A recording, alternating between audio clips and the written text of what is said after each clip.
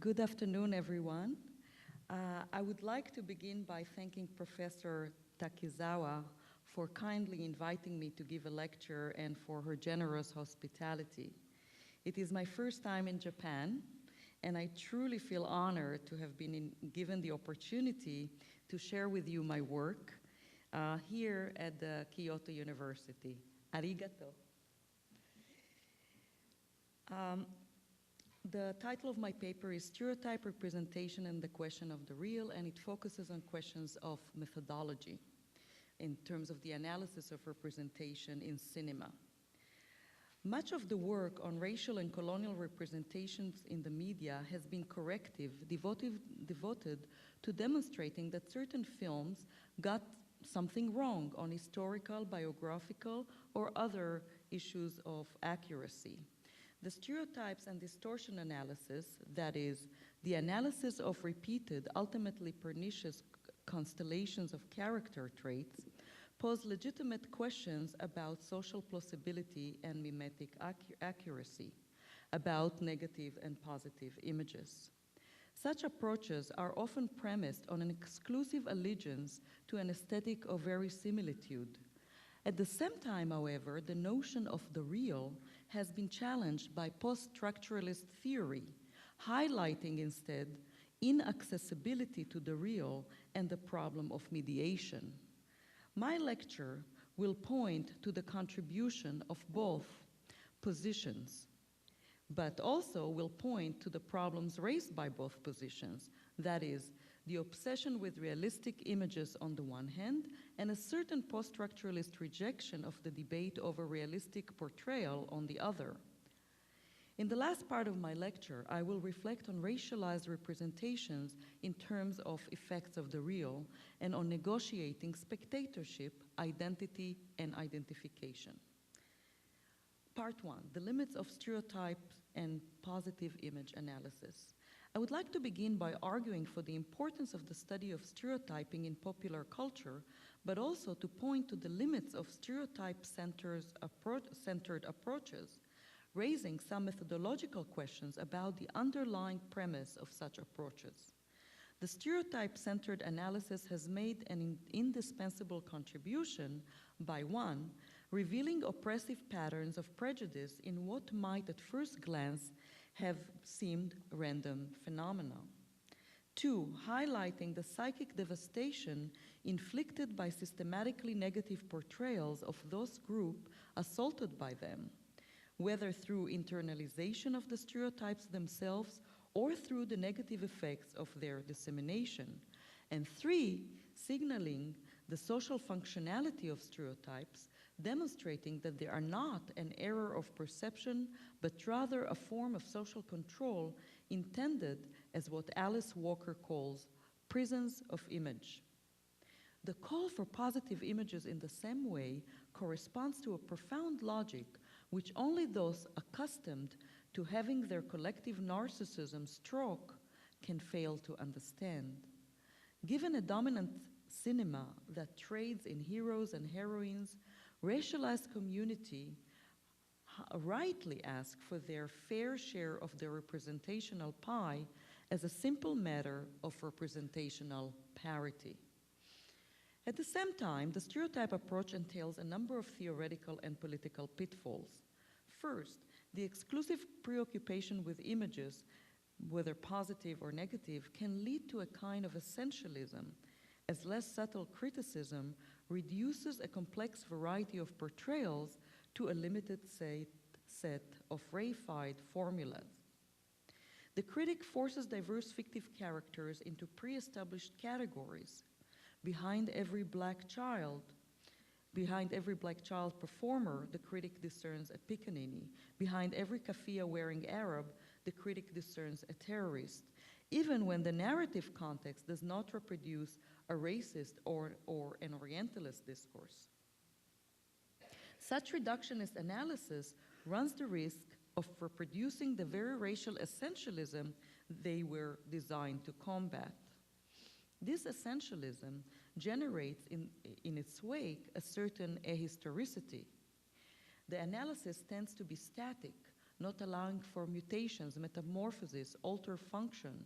It ignored the historical instability of images or of stereotypes. At the same time, images may change while their function remains the same.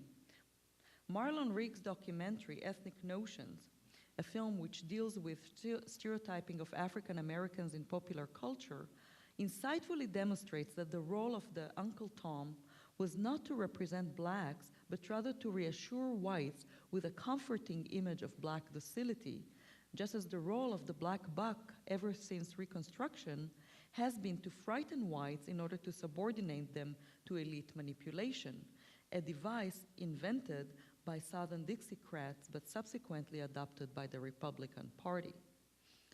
The positive image of TV sitcoms with black casts such as Different Strokes, The Jeffersons, as Herman Gray argues, idealized racial harmony, affluence, and individual mobility of blacks, and thus deflected attention from the persistence of racism, inequality, and differential power. In the American and European context, contemporary stereotypes are inseparable from the long history of Eurocentric and colonialist discourse. The Sambo type is on one level merely a circumscribed characterological instant of the infantilizing trope. The tragic mulatto, in the same vein, is a cautionary figure premised on the trope of purity, the loathing of mixing, characteristic of a colonial racist discourse. A positive image approach also ignores the question of address, perspective, and social positioning, both of the filmmaker and of the audience. We cannot equate the stereotyping performed from above with stereotyping from below, where the stereotype is used, as it were, in quotes, recognized as a stereotype and used to new ends or new purposes. The theater group Culture Clash, for example, invokes stereotypes about Chicanos, but always within a sympathetic Chicano perspective. The notion of positive images, however, this allows this kind of insider satire, the affectionate self-mockery by which a racialized group makes fun of itself. Questions of perspective and address are crucial as questions of stereotype. Who is speaking through a film? Who is imagined as listening? Who is actually listening? Who is looking? And what social desires are mobilized by the film? A positive image approach also elides issues of point of view and what Gerard Genetz calls focalization. Genet's reformulation of the classic literary question of point of view reached beyond character perspective to the structuring of information within the story world through the cognitive perceptual grid of its inhabitants. The concept is illuminating when applied to well-meaning liberal films which furnish the so-called other with a positive image, appealing dialogue and sporadic points of view shots, yet in which Euro-Americans or European characters remain radiating center of consciousness and filters for information, that is, the vehicle for dominant racial discourses. Many liberal Hollywood films about Africa, Asia, South America, or about communities, racialized communities in the West, deploy a Euro-American character as a mediating bridge to other cultures, portrayed more or less sympathetically. The white journalists in films such as Under Fire, Salvador Missing, and The Year of Living Dangerously inherit the in-between role traditionally assigned to the colonial traveler and later to the anthropologist, the role of the one who reports back. The mediating character initiates the spectator into otherized communities. Non-white and racialized communities, it is implied, are incapable of speaking for themselves. Unworthy of stardom, either in the movies or in political life, they need a go-between in the struggle for emancipation. A privileging of social portrayal, plot, and character often leads to a slighting of the artistic mediations, especially narrative structure, genre conventions, cinematic style. Eurocentric discourse in film may be relayed not by characters or plot, but by lighting, framing, mise-en-scène, music. Some basic issues of mediation have to do with the rapport de force, the balance of power, as it were, between foreground and background. In the visual arts, space has traditionally been deployed to express the dynamics of authority and prestige. In pre-perspectival medieval painting, for example, size was correlated with social status. Nobles were large, peasants small. The cinema translates such correlations of social power into registers of foreground and background, on-screen and off-screen, speech and silence. To speak of the image of a social group, we have to ask precise questions about images. How much space do they occupy in the shot?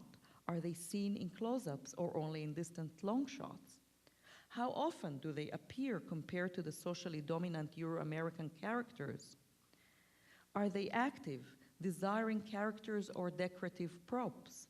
How do character positionings communicate social distance or difference in status? Who is in front and center?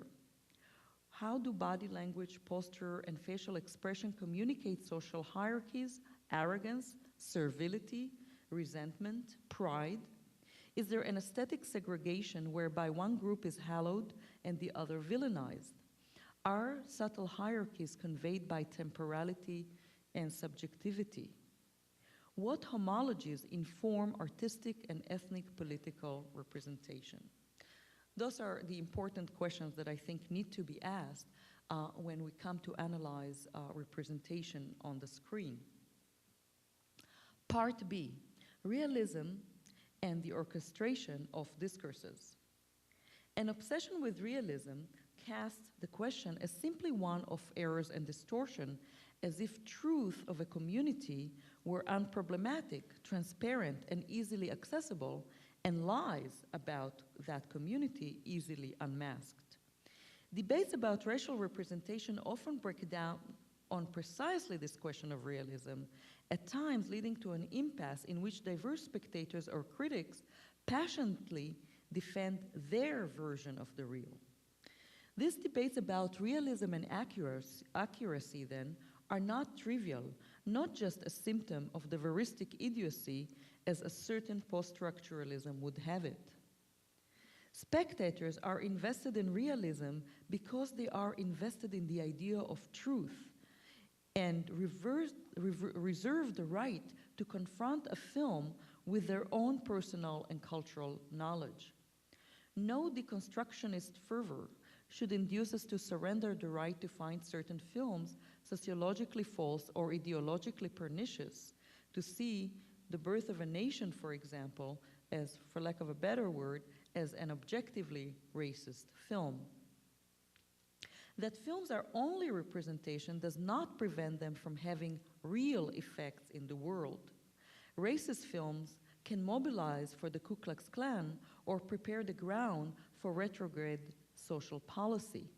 Recognizing the inevitability and the inescapability of representation does not mean, as Stuart Hall has put it, that nothing is at stake. The desire to reserve a right to judgment on questions of realism comes into play, especially in cases where there are real-life prototypes for characters and situations, and where the film, whatever its conventional disclaimers, implicitly makes and is received as making historical, realist claims. The veterans of the 1960s civil rights struggle are surely in a position to critique the film Mississippi Burning for turning the movement's historical enemy, the FBI, which harassed and sabotaged the movement, into the film's heroes, while turning the historical heroes, the thousands of African Americans who marched and braved beatings and imprisonment and sometimes death, into the supporting cast, passive victims, observers waiting for official white rescue. The struggle over meaning matters because Mississippi Burning might induce audiences unfamiliar with the facts into a fundamental misreading of American history, idealizing the FBI and reading African Americans as mute witnesses of history rather than its makers. Thus, although there is no absolute truth, no truth apart from representation and dissemination, there are still contingent, qualified, perspectival truths in which communities are invested. Post-structuralist theory usefully reminds us that we live and dwell within language and representation and have no direct access to the real. But the constructed nature of artistic discourse hardly precludes all reference to a common social life. Filmic fictions inevitably brings into play real-life assumptions not only about space and time, but also about social and cultural relationships. Films that represent marginalized communities in a realistic mode, even when the films do not claim to represent specific historical incidents, still implicitly make factual claims. Thus, critics of the stereotype and distortions are right to draw attention to the complacent ignorance of Hollywood portrayals of Native Americans, to the cultural flattening which erases the geographical and cultural differences between Great Plains tribes and those from other regions, and which have Native Americans of the Northeast wearing Great Plains clothing and living in Hopi dwellings, all collapsed into a single stereotypical figure, the instant Indian with wig, moccasins, phony beadwork. Many oppressed groups have used progressive realism to unmask hegemonic representations, countering the objectifying discourses of patriarchy and colonialism with a vision of themselves and their reality from within. But this laudable intention is not always unproblematic.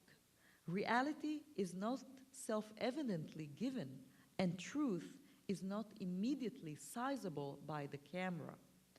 We must distinguish, therefore, between A, realism as a goal, that is Brecht's idea of layering bare the causal network of social ideology, and B, realism as a style or constellation of strategies aimed at producing an illusionistic reality effect.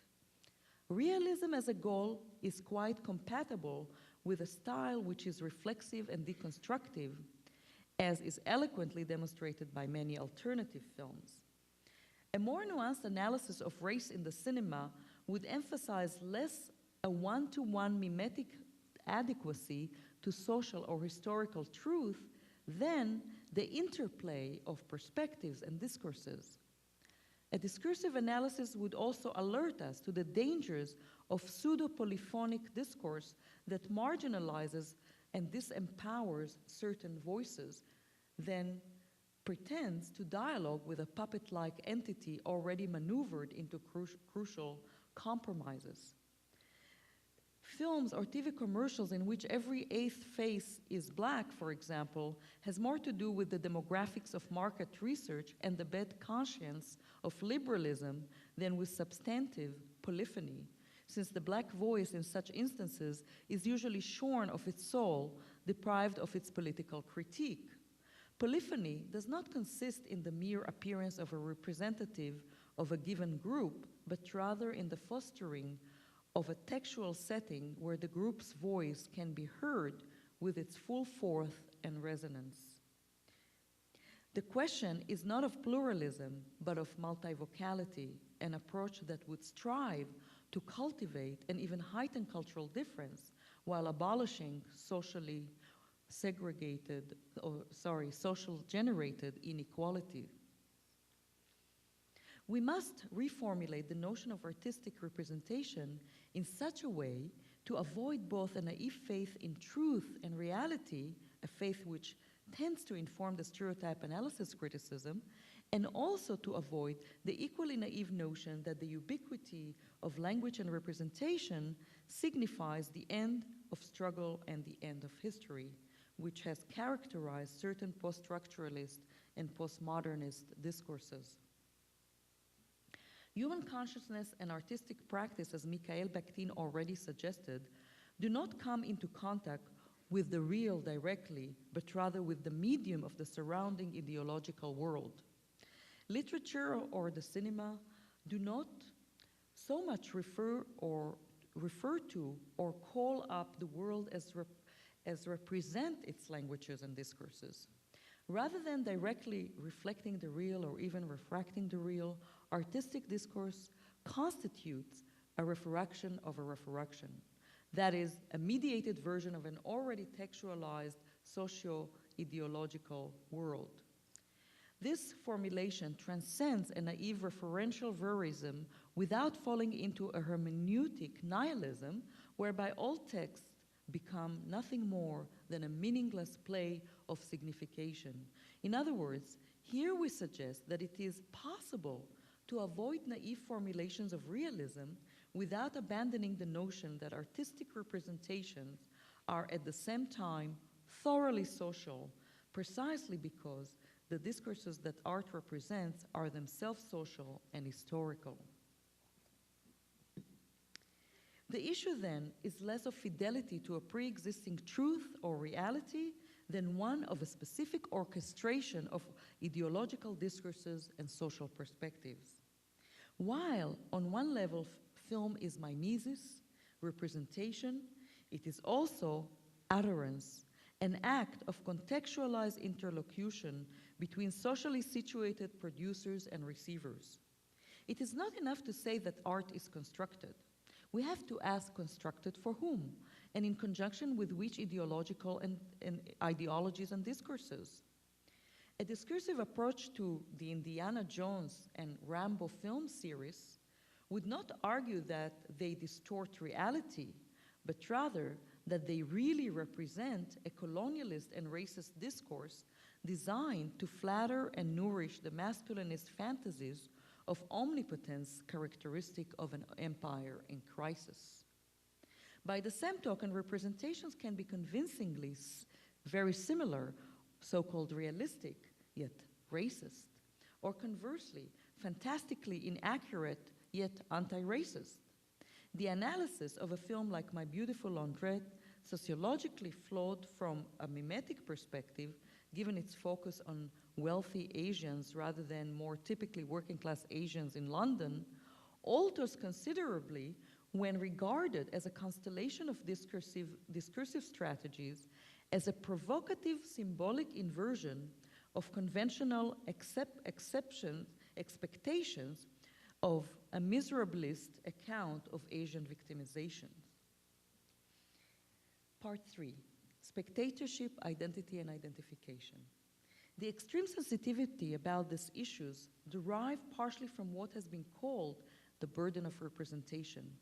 For racialized artists and cultural critics, speaking and writing are a constant negotiation of this burden. Representations tend to be taken as allegorical, that is, every subaltern actor, character, filmmaker, and even scholar is seen as at least partially, as synecdochically, summing up a vast and presumably homogeneous community. The sensitivity to these issues also operates on a continuum with everyday life, where the burden can indeed become almost unbearable. The media's tendency to present black males as potential delinquents, for example, impacts directly on the lives of black people. Minority sensitivity has also derived from the historical poverty of representations. Communities with power over representations need not be unduly concerned with being adequately represented, but representation of an underrepresented group is necessarily, within the hermeneutics of domination, overcharged with allegorical significance. That something vital is at stake in this debate becomes obvious in those instances when entire communities passionately protest the representations that are made of them in the name of their own experiential sense of truth. Hollywood stereotypes have not gone unremarked by the communities they portrayed. Native Americans, very early on, vocally protested misrepresentations of their culture and history. In the same vein, the National Association for Advancement of Colored People protested films such as The Birth of a Nation. Chicanos protested the Bandido films, and Latin Americans generally protested the caricaturing of their culture. Although total realism is a theoretical impossibility, spectators themselves come equipped with a sense of the real, rooted in their own experience, on the basis of which they can accept, question, or even subvert a film's representation. In this sense, the cultural preparation of a particular audience can generate counter-pressure to a racist or prejudicial discourse. Cinematic spectatorship offers a significant site for the examination of these processes of identification and symbolic affiliation or disaffiliation, especially given a history of lack of access to self-representation. The Martinican revolutionary theorist Frantz Fanon, the Ethiopian-American filmmaker Haile Gerima, and the Palestinian-American cultural critic Edward Said have all registered the impact of Tarzan on their impressionable young selves.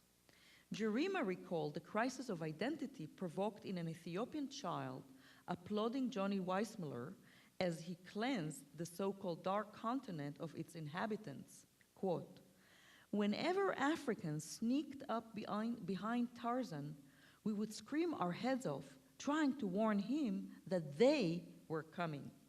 End of quote. In Black Skin, White Masks, Fanon too brings up Tarzan to point to a certain instability within cinematic identification.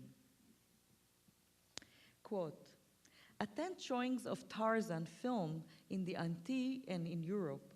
In the Antilles, the young Negro identifies himself de facto with Tarzan against the Negroes. This is much more difficult for him in a European theater for the rest of the audience, which is white, automatically identifies him with the savages of the screen." Fanon's example points to the shifting situational nature of colonized spectatorship. The colonial context of reception alters the very process of identification.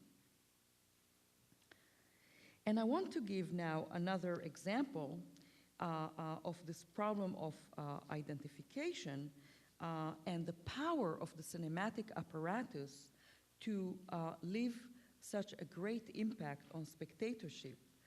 Brecht's account of his reaction to a classic imperialist film, George Stevens' Ganga Din, is revelatory in this regard. Quote, this is from Brecht, "In the film Ganga Din, I saw British occupation forces fighting a native population. The Indians were primitive creatures, either comic or wicked, comic when loyal to the British and wicked when hostile. One of the Indians betrayed his compatriots to the British, sacrificed his life so that his fellow countrymen should be defeated and earn the audience's heartfelt applause. My heart was touched too. I felt like applauding and laughed in all the right places, despite the fact that I knew all the time that there was something wrong, that the Indians are not primitive and uncultured people, but have a magnificent age-old culture, and that this Ganga Din could also be seen as a traitor to his people."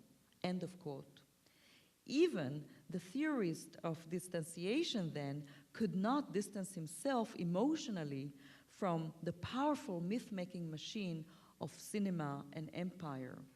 As the Brecht example suggests, spectators differ, but however, they can identify across racial lines and affiliate even with groups that are not their own, and in that sense, imagine a different world of cross-racial identifications and cross-racial affiliations. Thank you.